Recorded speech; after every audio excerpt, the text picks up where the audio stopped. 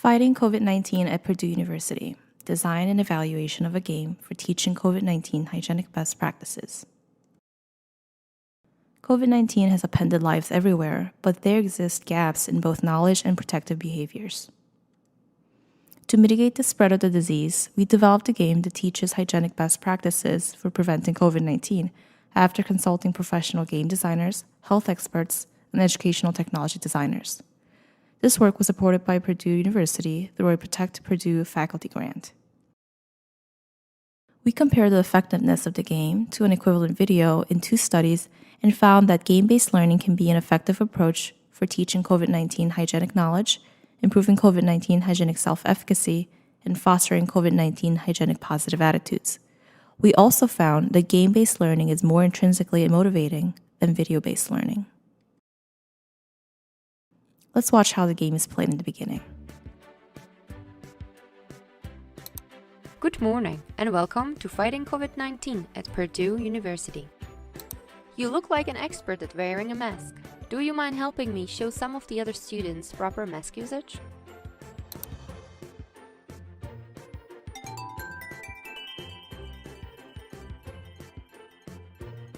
Help these students wear their masks properly. When your mouth is not completely covered, the mask becomes ineffective.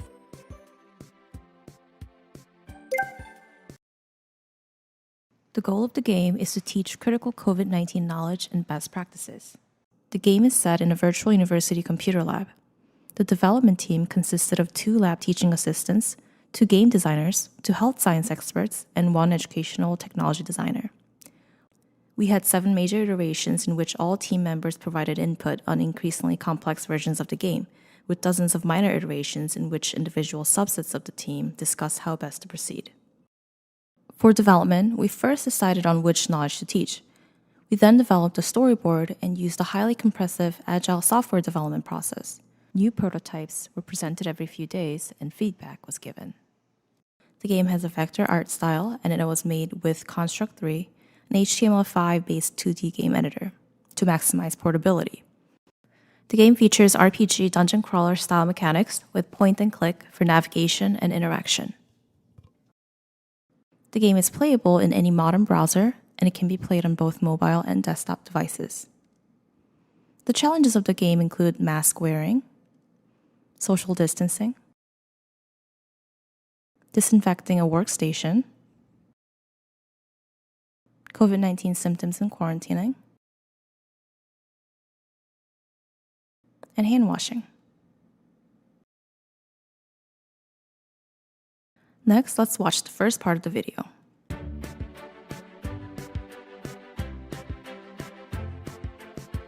Good morning and welcome to Fighting COVID-19 at Purdue University. First, we are going to look at proper mask usage.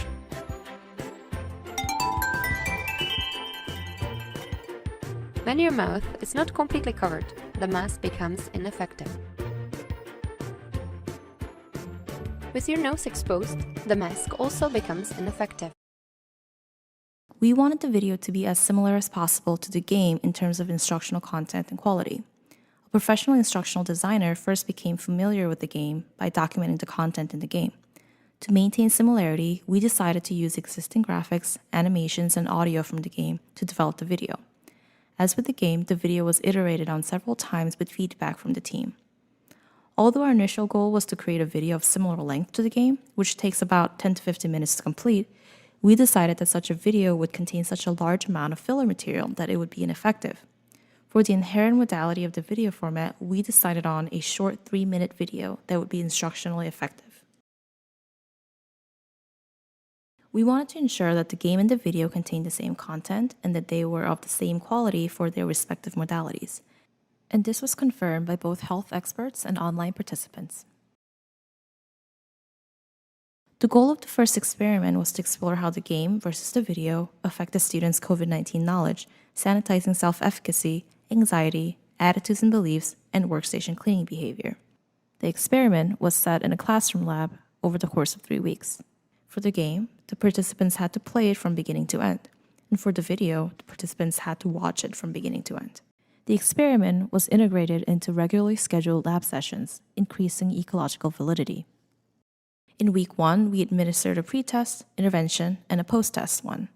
In week 2, a post-test 2 was administered. And finally, in week 3, a post-test 3 was administered.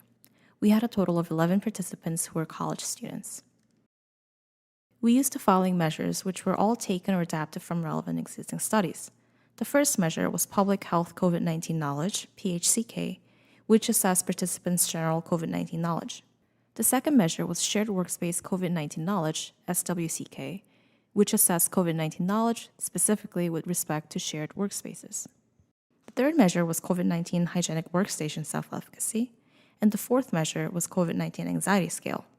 The fifth measure was COVID-19 Positive Hygienic Attitude, and next we had the Intrinsic Motivation Inventory, IMI, which assesses intrinsic motivation relating to a specific activity. The seventh measure was the Player Experience Inventory, PXI, which measured player experience at 2 levels, psychosocial consequences, such as immersion, and functional consequences, such as progress feedback. The eighth measure was the Video Engagement Scale, VES, which measured engagement with the video. Finally, the ninth measure was cleaning behavior. We measured actual cleaning behavior during each lab session, which was video recorded. The rubric contained 5 categories: cleaning before use, face mask wearing, absence of eyes, nose, or mouth touching, cleaning after use, and total cleaning time. 2 of the authors created a rubric for coding cleaning behavior. This rubric was then iteratively refined through feedback from the 2 health science experts on the team. Coding was then performed independently by the same authors who created the rubric, blind to the condition. After each iteration of independent coding, the 2 authors came together to discuss any differences in coding, and the videos were again independently coded. This process was repeated until consensus was reached. In total, 28 videos were coded with 6 full iterations of coding. And here are the results of Experiment 1. For PHCK, participants scored similarly in the pre-test, and both groups improved in their scores in the post-test. For SWCK, participants scored similarly in the pre-test and greatly improved in their scores in the post-test. For Hygienic Workstation Self-Efficacy, participants scored similarly in the pre-test and improved in their scores in the post-test. The participants belonging to the game condition maintained their scores through weeks 2 and 3 of the experiment, while a gradual decline in the scores was observed for the participants belonging to the video condition. For anxiety, participants in general did not differ in their scores regardless of time. For positive hygienic attitude, participants in both conditions had similar scores at pre-test, and we saw a marginal improvement in their mean attitude score over time. For the IMI, the largest difference between the conditions was found in the subscale of interest and enjoyment, with its scores being higher for the game than for the video. Looking at the PXI and VES, we see that most subscales of the PXI are positive, except for autonomy and challenge.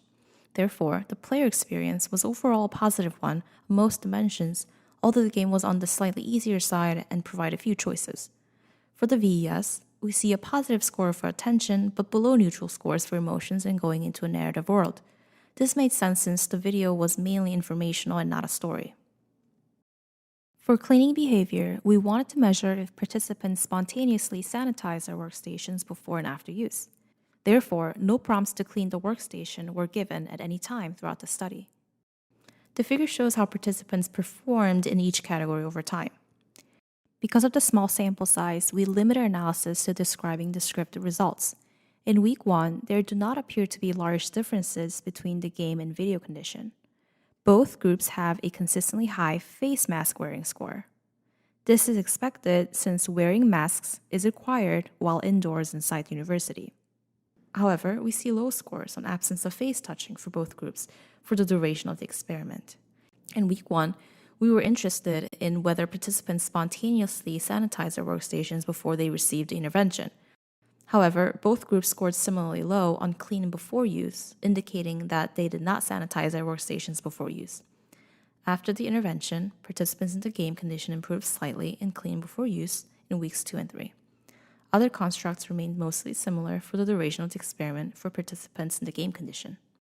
Interestingly, participants in the video condition appeared to do worse in clean after use and total cleaning time in weeks 2 and 3, which may signal that any positive effects from the video on cleaning behavior were brief.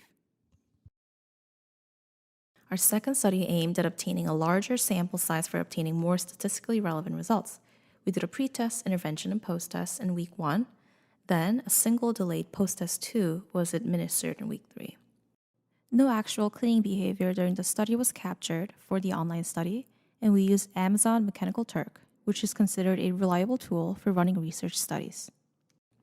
We recruited a total of 475 participants. Again, the same measures were used for experiment 2, except for the cleaning behavior. Participants in both game and video conditions improved their PHCK and SWCK scores.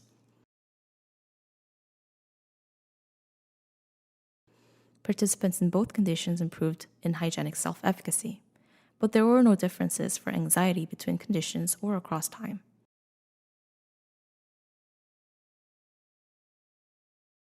Participants in both game and video conditions improved in positive hygienic attitude. The interest and enjoyment subscale of the IMI is considered a subscale that measures intrinsic motivation. We find that participants in the game condition rated the task as more intrinsically motivating than participants in the video condition.